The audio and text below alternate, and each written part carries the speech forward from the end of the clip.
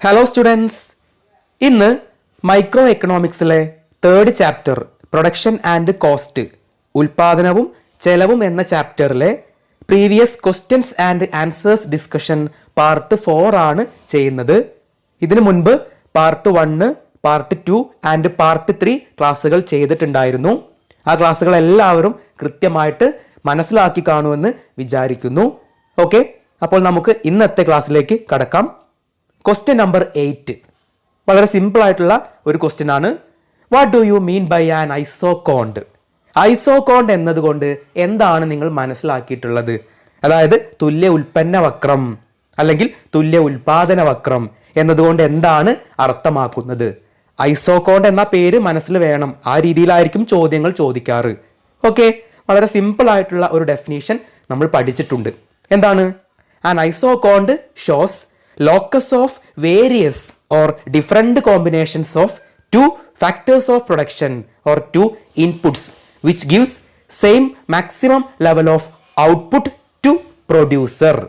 ഒരു ഉൽപാദകന് തുല്യവും പരമാവധി ഉൽപ്പന്നം ലഭിക്കുന്നതുമായ രണ്ട് ഉൽപാദന ഘടകങ്ങളുടെ അല്ലെങ്കിൽ രണ്ട് നിവേശങ്ങളുടെ വിവിധ കോമ്പിനേഷനുകൾ യോജിപ്പിച്ചുകൊണ്ട് വരയ്ക്കുന്ന ഒരു വക്രമാണ് ഐസോകോണ്ട് അല്ലെങ്കിൽ തുല്യ ഉൽപ്പന്ന വക്രം അല്ലെങ്കിൽ തുല്യ ഉൽപാദന വക്രം എന്ന പേരിലൊക്കെ അറിയപ്പെടും. ഇൻഡിഫറൻസ് കർവുമായിട്ട് അല്ലെങ്കിൽ നിസ്സംഗതാവക്രമായിട്ട് കമ്പയർ ചെയ്തുകൊണ്ടാണ് ഐസോകോണ്ട് നമ്മൾ പഠിച്ചിരുന്നത്, അല്ലെ? ആ കമ്പയർ ചെയ്ത് പഠിച്ചതിന് എന്തിനായിരുന്നു? കാരണം രണ്ടിന്റെയും ഡെഫിനീഷൻ ഏകദേശം ഒരുപോലെയാണ്. ഇൻഡിഫറൻസ് കർവ് കൺസ്യൂമറുമായി ബന്ധപ്പെട്ടതാണ്, അല്ലെ? നിസ്സംഗതാവക്രം ഉപഭോക്താവുമായി ബന്ധപ്പെട്ടതാണ്. എന്നാൽ ഐസോകോണ്ടോ പ്രൊഡ്യൂസറുമായി ബന്ധപ്പെട്ടതാണ്, അല്ലെ? ഉൽപാദകനുമായി ബന്ധപ്പെട്ടതാണ്. 3 കാര്യങ്ങൾ മാറ്റം വരുത്തി കഴിഞ്ഞാൽ ഈ 2 കാര്യങ്ങൾ നമുക്ക് എന്ത് ചെയ്യാം? അങ്ങോട്ടും ഇങ്ങോട്ടും മാറ്റി എഴുതാവുന്നതാണ്. 2 ഡെഫിനീഷൻ. ആ 3 കാര്യങ്ങൾ നമ്മൾ പഠിച്ചിരുന്നു. എന്തൊക്കെയായിരുന്നു? ഒന്ന്, 2 ഇൻപുട്സ്, 2 നിവേശങ്ങൾ എന്നുള്ള ഭാഗത്ത് 2 സാധനങ്ങൾ എന്ന് കൊടുത്താൽ അതെന്തായിട്ട് മാറി? ഇൻഡിഫറൻസ് കർവിന്റെ ഡെഫിനീഷനിൽ ഒരു കാര്യമായിട്ട് മാറി. പിന്നെയോ പ്രൊഡ്യൂസർ എന്നുള്ള ഭാഗത്ത് കൺസ്യൂമർ, ഉപഭോക്താവ് എന്ന് കൊടുത്തു കഴിഞ്ഞാൽ അത് ഇൻഡിഫറൻസ് കർവിന്റെ രണ്ടാമത്തെ ഒരു മാറ്റമായി. പിന്നെ ഒരു മാറ്റം കൂടി വരുത്തണം. എന്താണ്? Output, same maximum level of output, പരമാവധി ഉൽപ്പന്നം എന്നുള്ള ഭാഗത്ത് പരമാവധി സംതൃപ്തി എന്ന് കൊടുത്തു കഴിഞ്ഞാൽ അത് ആ 3 കാര്യങ്ങൾ കൊടുത്തു കഴിഞ്ഞാൽ അത് എന്തായിട്ട് മാറി? ഇൻഡിഫറൻസ് കർവ്, നിസ്സംഗതാ വക്രത്തിന്റെ ഡെഫിനേഷൻ ആയിട്ട് മാറി. ആണല്ലോ? ആ 3 കാര്യങ്ങൾ നിങ്ങൾ ഓർത്തു വെച്ചാൽ മതി. ബാക്കിയുള്ള ഡെഫിനേഷൻ എല്ലാം സെയിം ആണ്. It is the locus of various combinations of, അതെല്ലാം 2 ഡെഫിനേഷനിലും ഒരേപോലെയാണ്. ഈ 3 കാര്യങ്ങൾ ഓർത്ത് വെക്കുക. ആ 3 കാര്യങ്ങൾ അങ്ങോട്ടും ഇങ്ങോട്ടും മാറ്റിക്കഴിഞ്ഞാൽ ഡെഫിനേഷൻസും അങ്ങോട്ടും ഇങ്ങോട്ടും മാറി. ഓക്കെ ആണല്ലോ? വളരെ സിമ്പിൾ ആയിട്ട് പഠിച്ചു കഴിഞ്ഞു. ഐസോകോണ്ടിന്റെ സ്ലോപ്പിനെ പറയുന്ന പേരെന്തായിരുന്നു? Yes, MRTS, marginal rate of technical substitution. നമുക്കറിയുന്ന കാര്യമാണ്. കണ്ടുപിടിക്കാനുള്ള ഇക്വേഷനൊക്കെ പഠിച്ചു. ഇവിടെ ഒരു ഐസോകോണ്ട് മാപ്പാണ് തന്നിട്ടുള്ളത്, IQ1 IQ2.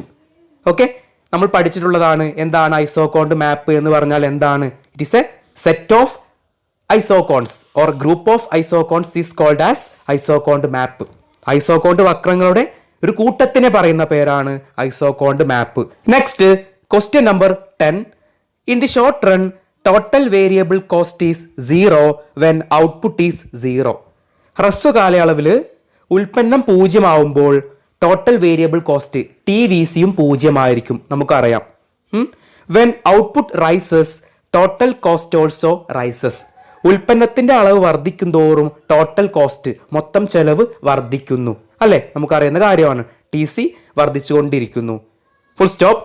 Draw A suitable diagram and explain the relationship between total fixed cost, total variable cost and total cost.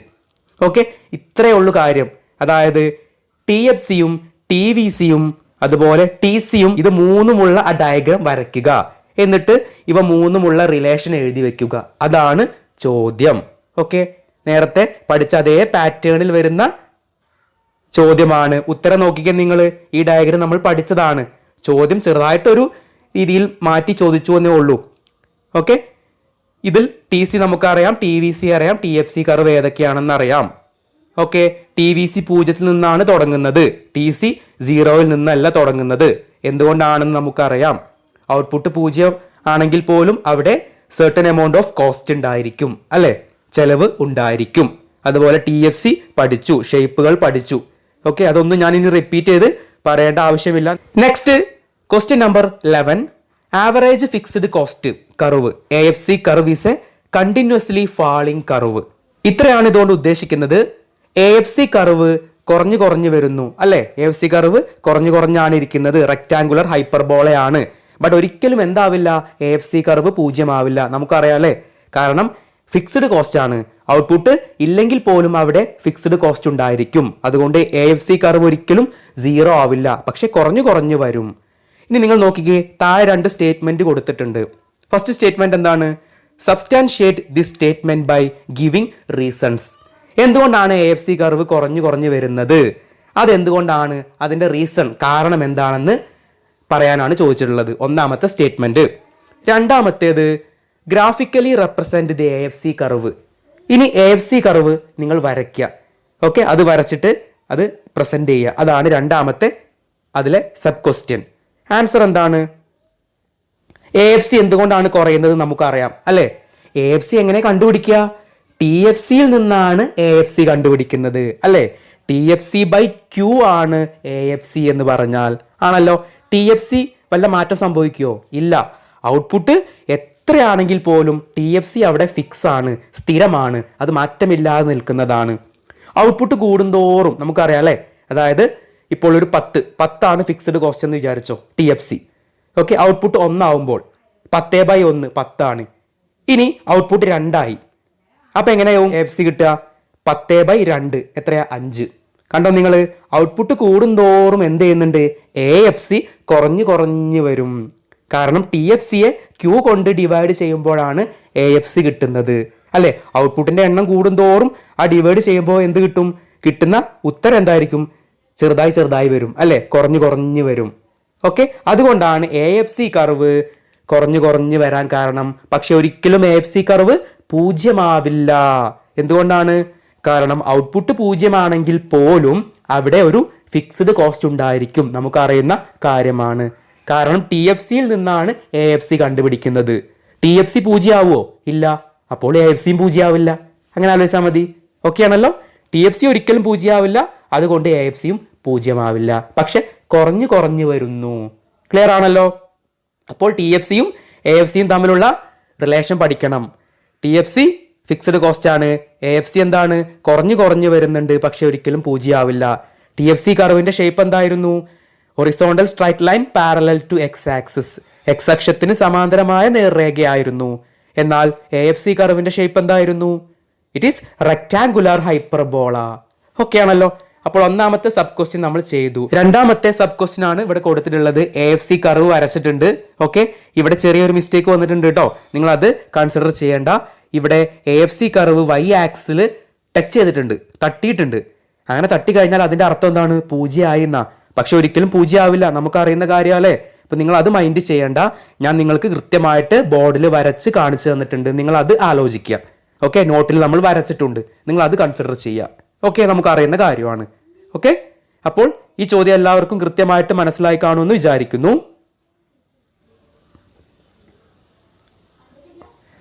Next 5 മാർക്കിന് ചോദിച്ചിട്ടുള്ള ചോദ്യമാണ് ഡിസ്കസ് ചെയ്യാൻ പോകുന്നത്.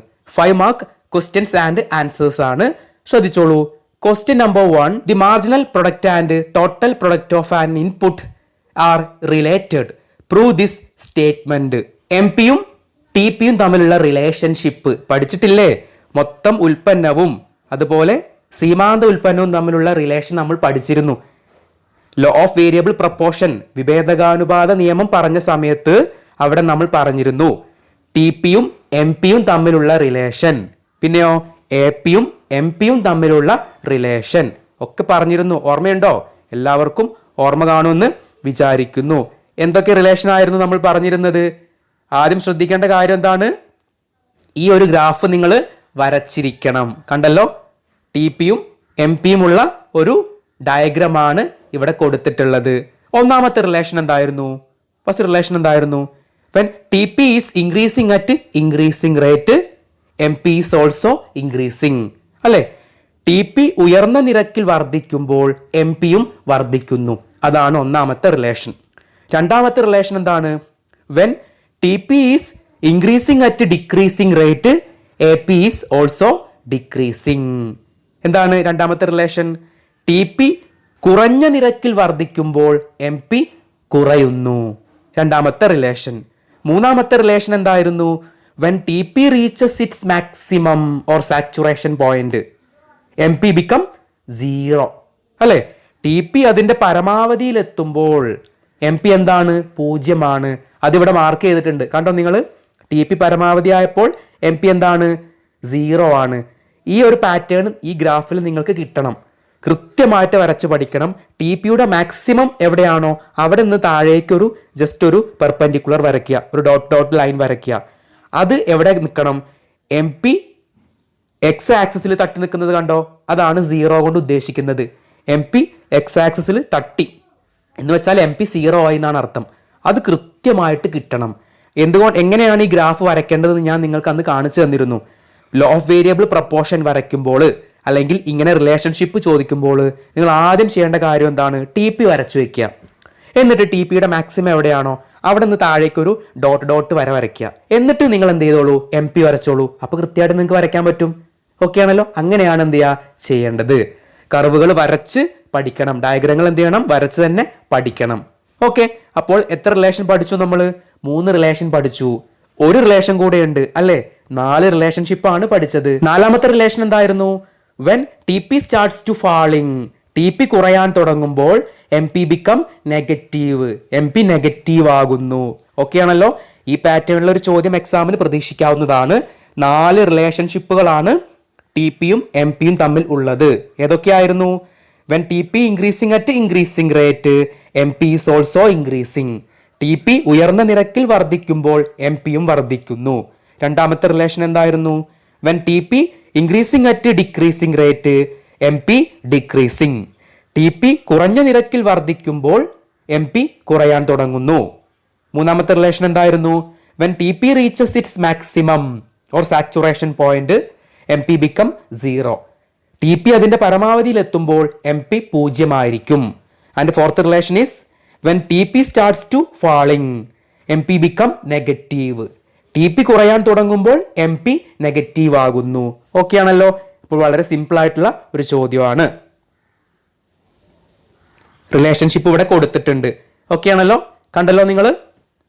നമ്മൾ പറഞ്ഞ കാര്യങ്ങൾ തന്നെയാണ്. Next question number 2.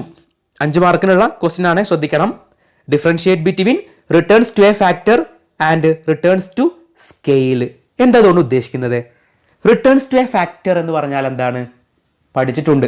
That is law of variable proportion അല്ലെ? ലോ ഓഫ് വേരിയബിൾ പ്രപ്പോർഷൻ, വിഭേദകാനുപാത നിയമമാണ് റിട്ടേൺസ് ടു എ ഫാക്ടർ എന്ന് പറഞ്ഞാൽ. നമ്മൾ പറഞ്ഞില്ലായിരുന്നോ? Increasing returns to a factor, decreasing returns to a factor, പിന്നെയോ negative returns to a factor. 3 സ്റ്റേജുകൾ പറഞ്ഞില്ലേ? അതേ കാര്യം തന്നെയാണ്. Okay, then returns to scale, തോതനുസരിച്ചുള്ള പ്രത്യായം. ഇത് രണ്ടും തമ്മിലുള്ള വ്യത്യാസങ്ങൾ എഴുതാനാണ് ചോദിച്ചിട്ടുള്ളത്. സിമ്പിളാണ്, വളരെ സിമ്പിളാണ്. നമുക്കറിയാം അല്ലേ? ലോ ഓഫ് വേരിയബിൾ പ്രപ്പോർഷൻ അല്ലെങ്കിൽ റിട്ടേൺസ് ടു എ ഫാക്ടർ, വിഭേദകാനുപാത നിയമം, അത് ഷോർട്ട് റണ്ണുമായി ബന്ധപ്പെട്ടതാണ് അല്ലെ? ഷോർട്ട് റൺ പ്രൊഡക്ഷൻ ഫംഗ്ഷൻ ആണ്. ഹ്രസ്വകാല ഉൽപാദന ധർമ്മമായി ബന്ധപ്പെട്ടതാണ്. എന്നാൽ റിട്ടേൺസ് ടു സ്കെയിലോ, തോതനുസരിച്ചുള്ള പ്രത്യായവോ, that is related to long run production function, ദീർഘകാല ഉൽപാദന ധർമ്മമായി ബന്ധപ്പെട്ടതാണ്. ഒന്നാമത്തെ ഡിഫറൻഷിയേറ്റ് ചെയ്തു, ഒന്നാമത്തെ വ്യത്യാസം കണ്ടുപിടിച്ചു. രണ്ടാമത്തെ ഡിഫറൻസ് എന്താണ്? ഹ്രസ്വകാലയളവിലെ പ്രത്യേകത എന്താ? ചില നിവേശങ്ങൾ വിഭേദക നിവേശങ്ങളായിരിക്കും, ചിലത് സ്ഥിര നിവേശങ്ങളായിരിക്കും. നമുക്കറിയുന്ന കാര്യം അല്ലേ? അതായത് ഷോർട്ട് റണ്ണിൽ ഫിക്സ്ഡ് ഇൻപുട്ടുകൾ ഉണ്ടായിരിക്കും, വേരിയബിൾ ഇൻപുട്ടുകൾ ഉണ്ടായിരിക്കും. ഹ്രസ്വകാലയളവിൽ സ്ഥിര നിവേശങ്ങളും ഉണ്ട്, വിഭേദക നിവേശങ്ങളും ഉണ്ട്. എന്നാൽ ലോങ് റണ്ണിലോ, ദീർഘകാലയളവിലോ അവിടെ ഫിക്സ്ഡ് ഇൻപുട്ടുകൾ ഉണ്ടാവില്ല, സ്ഥിര നിവേശങ്ങൾ ഉണ്ടാവില്ല.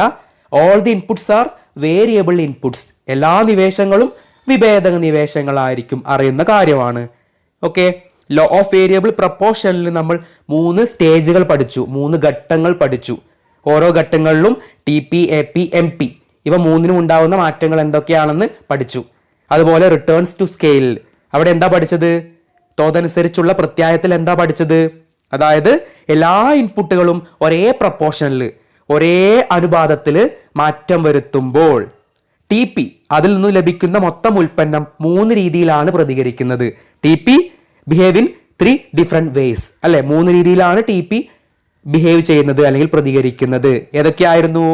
Increasing returns to scale, decreasing returns to scale and constant returns to scale. തോതനുസരിച്ചുള്ള വർദ്ധമാന പ്രത്യായം, പിന്നെയോ തോതനുസരിച്ചുള്ള അപജയ പ്രത്യായം, തോതനുസരിച്ചുള്ള സ്ഥിര പ്രത്യായം എല്ലാം വളരെ കൃത്യമായിട്ട് പഠിച്ചു. ഓക്കെ, അതാണ് ഇവിടെ എഴുതി വെക്കേണ്ടത്. Then question number 3, the marginal cost and average cost are related to each other. Prove this using diagram and numerical example. അതായത് MC മാർജിനൽ കോസ്റ്റും ആവറേജ് കോസ്റ്റും തമ്മിൽ പരസ്പര ബന്ധമുണ്ട്, അവർ പരസ്പരം ബന്ധപ്പെട്ടിരിക്കുന്നു. അത് ഒരു ഡയഗ്രത്തിന്റെ സഹായത്തോടെ കാണിക്കാനാണ് പറഞ്ഞിട്ടുള്ളത് വിത്ത് ന്യൂമറിക്കൽ എക്സാമ്പിൾ. ഓക്കെ, എക്സാമ്പിളുകളിലൂടെ അത് പ്രൂവ് ചെയ്യുക. ഇതിൽ ആദ്യം നിങ്ങൾ ചെയ്യേണ്ട കാര്യം എന്താ? ഈ ഡയഗ്രാം കണ്ടോ നിങ്ങൾ വരച്ചിട്ടുണ്ട് അല്ലേ? ആദ്യം നിങ്ങൾ ചെയ്യേണ്ടത് ഈ ഡയഗ്രാം വരച്ചു വെക്കണം. എന്നിട്ട് AC-യും MC-യും തമ്മിലുള്ള റിലേഷൻഷിപ്പ് എഴുതി വെക്കുക. എത്ര റിലേഷൻഷിപ്പ് നമ്മൾ പഠിച്ചു? 5 റിലേഷൻഷിപ്പുകൾ പഠിച്ചിരുന്നു അല്ലെ. ഒന്നാമത്തെ റിലേഷൻഷിപ്പ് എന്തായിരുന്നു? ബോത്ത് AC and MC curves are U shaped curve. AC വക്രവും MC വക്രവും യു ആകൃതിയിലുള്ള വക്രങ്ങളാണ്. ഒന്നാമത്തെ റിലേഷൻ പഠിച്ചു.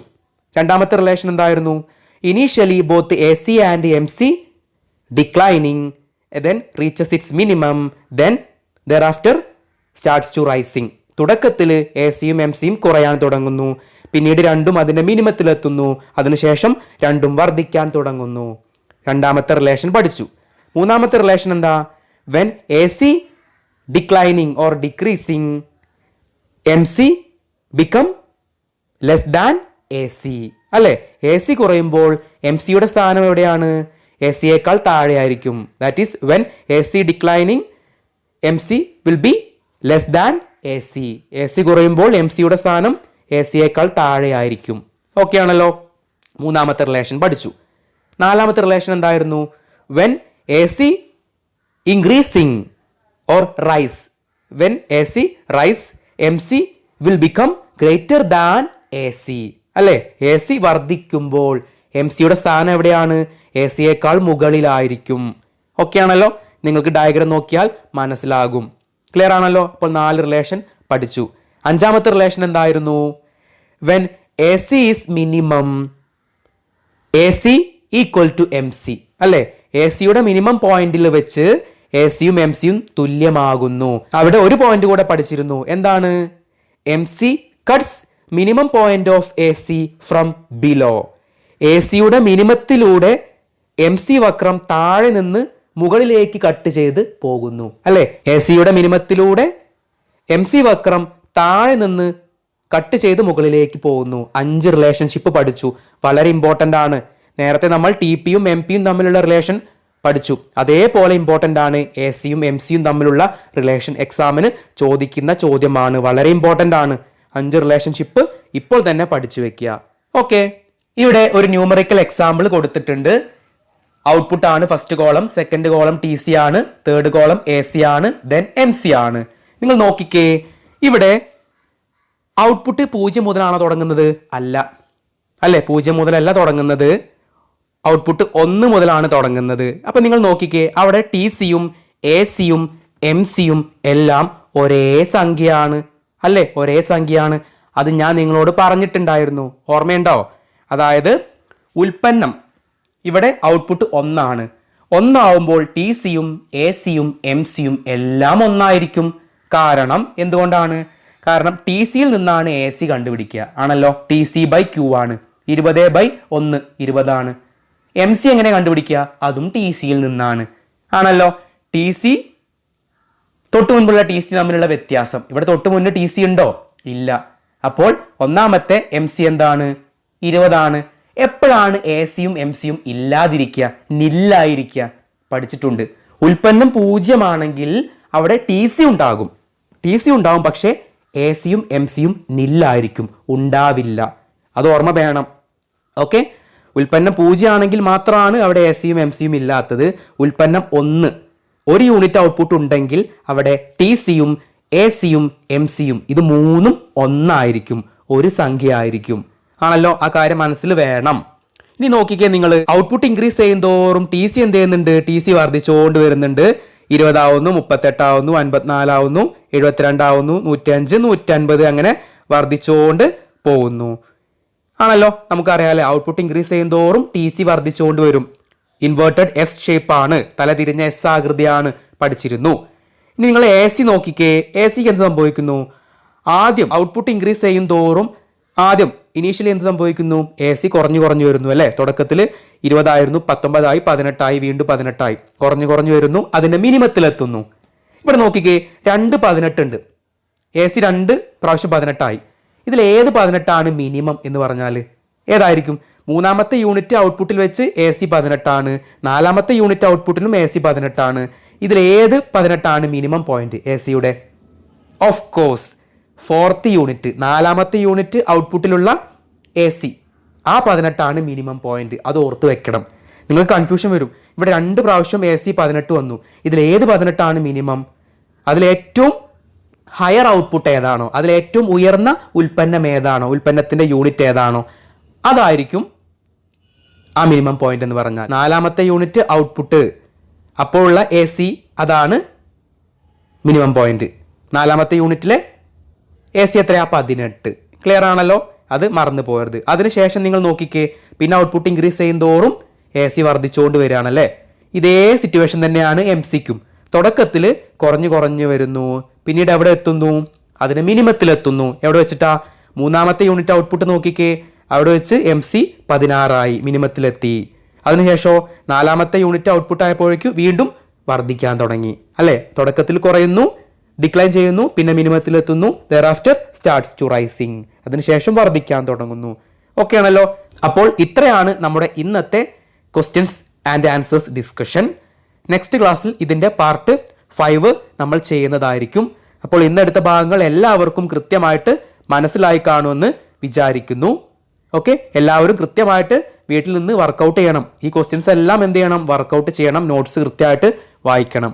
ഓക്കെ, അപ്പോൾ അടുത്ത പാർട്ടിൽ നമുക്ക് വീണ്ടും കണ്ടുമുട്ടാം. Thank you so much.